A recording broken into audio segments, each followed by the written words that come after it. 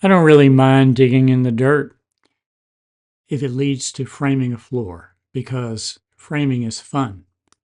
And at the end of the day, if I've worked hard and I feel good about it, I can take off my boots and clean up and enjoy a moment like this, which makes me feel lucky.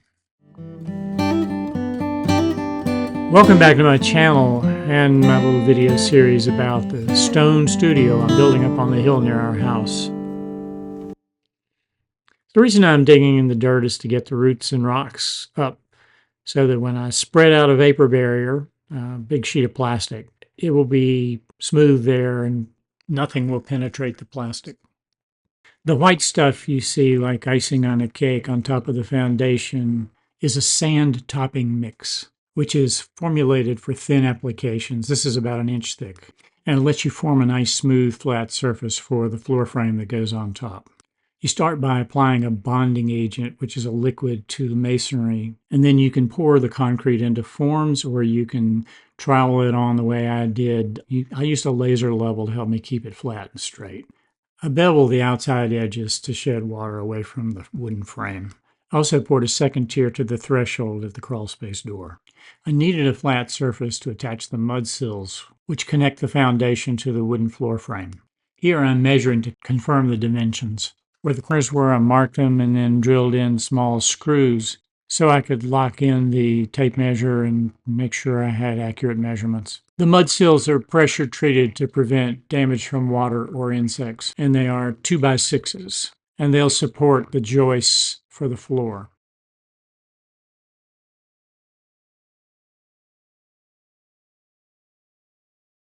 I'll attach the 2x6s with Tapcon concrete anchors. And these anchors seem to be as effective and reliable as conventional anchor bolts, maybe even better. I'm also applying a sill sealer, which is just a foam strip that helps prevent water from and insects from migrating into the wood or into the crawl space. I'll attach the mud sills by drilling first with a wood drill bit and then with a masonry bit. So I have to drill into the hole I made with a wood bit with a masonry bit because you can't use the same bit for both. So there's 3 steps: drill for wood, drill for masonry, and then use a driver to set the Tapcon anchors. Drilling into concrete isn't too bad with a good hammer drill. The drilling into rock is at least 3 or 4 times as hard, and I had some of both. So yeah, this took a while.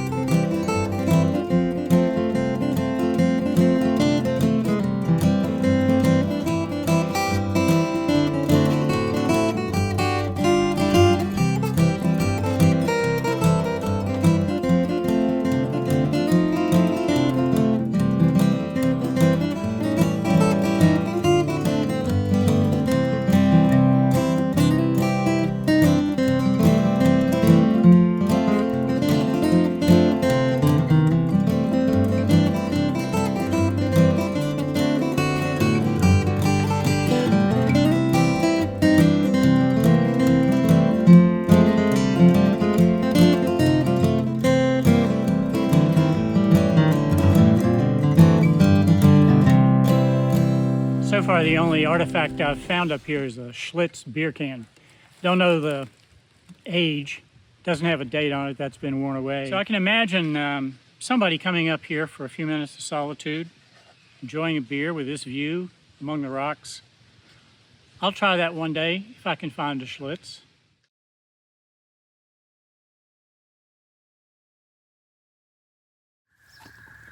It might seem like overkill to use drainage pipe around a building this small, especially if it's on top of a hill where not a lot of runoff is going to hit the side of the building.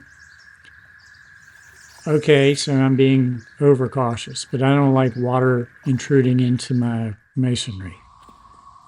So this is a corrugated plastic drain pipe. It's perforated, and then it has a fabric sleeve to prevent mud from getting into the pipe. I covered the pipe with gravel. I made sure to lay pipe under the area where we have the access door because it's below the grade. So I want to make sure it drains, and I put drain pipe in there and lots of gravel.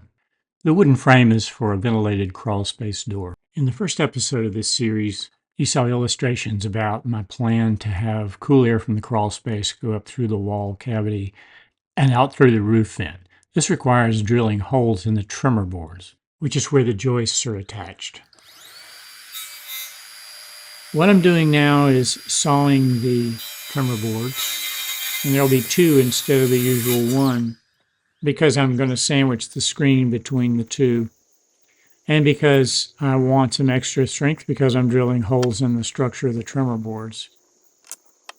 So what I'm doing now is using a 2x block to check to make sure that I've got the right offset because I'm going to overlap the joints at the corners. And now I'm marking where the joists will fall every 16 inches along the board.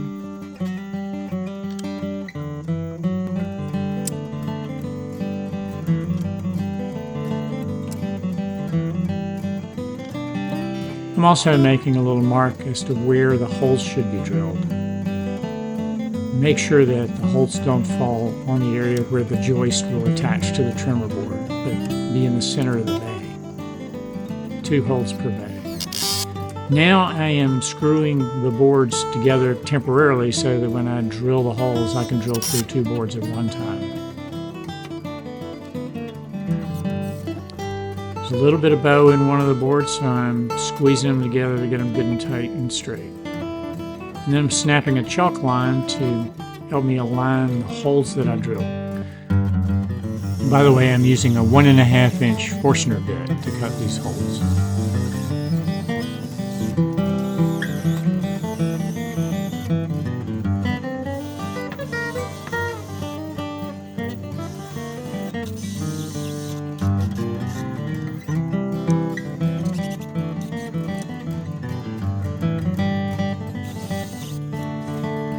What I figured out was that if I drill the holes here, all those trimmings, shavings, would fall in an area that kind of helped mulch the place where I stand when I'm working at the table to keep me out of the mud.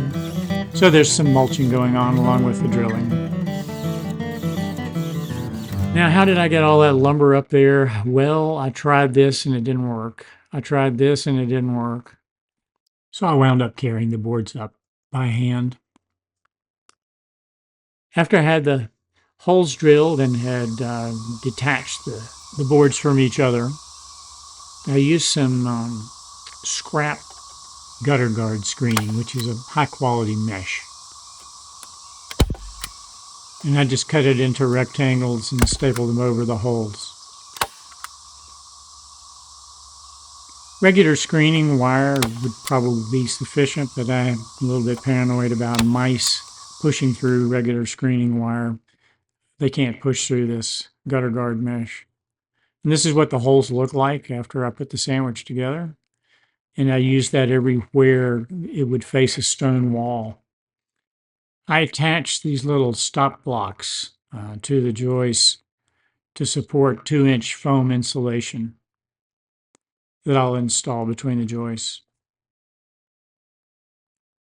To support the structure where it crossed the crawl space door, I used 3 2x6s screwed together like a header. In case you're wondering why I built the floor frame before I started up with the stone walls, it's because I need the floor frame structure to support the formwork for the masonry backing. Also, the lumber was wet, so this will give it time to dry.